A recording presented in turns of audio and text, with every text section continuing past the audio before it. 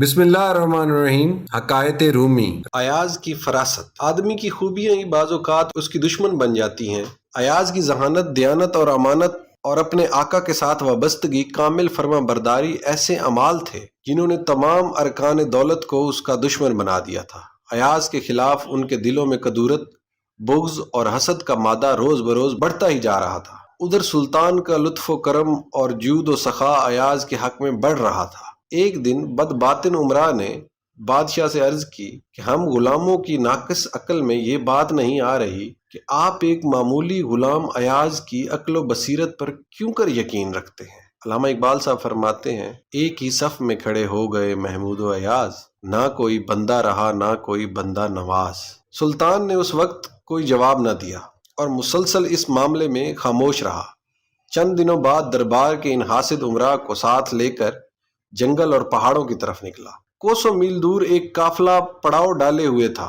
سلطان نے ایک امیر کو حکم دیا، گھوڑے پر تیزی سے جاؤ اور قافلے والوں سے پوچھو کہ کہاں سے آئے ہو۔ وہ امیر سلطان کے حکم کی تعمیل میں گیا اور کچھ دیر بعد واپس آ کر بتایا کہ قافلہ شہر رے سے آیا ہے۔ سلطان نے پوچھا قافلے والوں کی منزل مقصود کیا ہے؟ اس کا جواب امیر نہ دے سکا۔ سلطان نے دوسرے امیر سے کہا، اب تم جاؤ اور پوچھو کہ کارواں کدھر جائے گا۔ دوسرا امیر جواب لایا اور ان کا ارادہ یمن کا ہے۔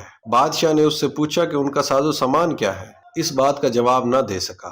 وزیر حیران ہوا کہ یہ تو اس نے معلوم ہی نہیں کیا۔ بادشاہ نے ایک اور امیر کو بھیجا اور حکم دیا کہ دریافت کر کے آؤ کہ ان کے پاس کیا سامان ہے۔ اس نے واپس آ کر کہا کہ ان کا سامان رے کے برتن ہیں۔ بادشاہ نے اس سے پوچھا، وہ قافلہ رے شہر سے کب نکلا تھا؟ وہ امیر اس سوال کا جواب دینے سے عاجز رہا۔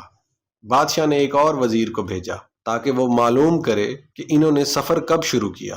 اس نے واپس آ کر بتایا کہ 7ویں رجب کو یہ قافلہ رے سے روانہ ہوا، اور ساتھ ہی بادشاہ نے یہ بھی پوچھا کہ رے شہر میں اشیاء کا بھاؤ کیا ہے۔ وہ سلطان کے اس سوال کا جواب دینے سے عاجز رہا۔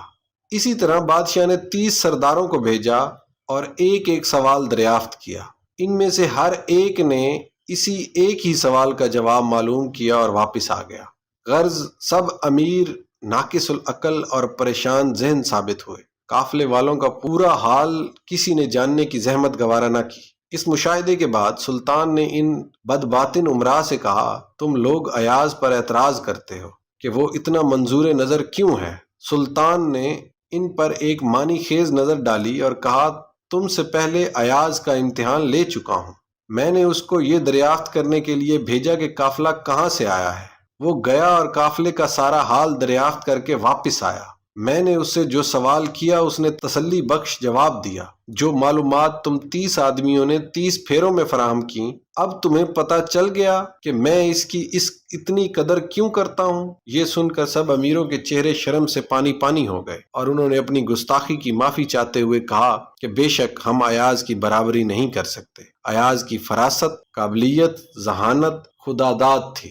مولانا روم صاحب فرماتے ہیں کہ حسد ایک بیماری ہے اور اس سے ہمیشہ بچنا چاہیے۔